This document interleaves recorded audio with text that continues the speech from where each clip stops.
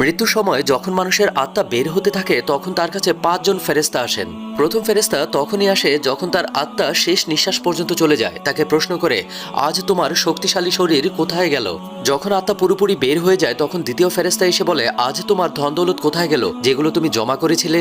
আর যখন জানাজা উঠানো হয় তখন তৃতীয় ফেরেশতা এসে বলে, আজ তুমি এতটা লম্বা সফরে বের হয়েছো যা তুমি এর আগে কখনো করনি। আজ তোমাকে এমন ঘরে শোয়ানো হবে যেখানে নিঃশ্বাস নেয়ারও জায়গা নেই।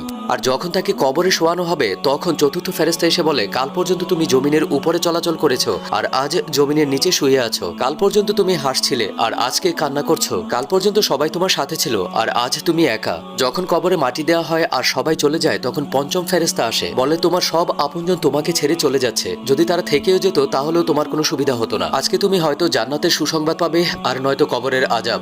আল্লাহ আমাদের সবাইকে কবরের আযাব থেকে মুক্তি দান করুন। আমিন।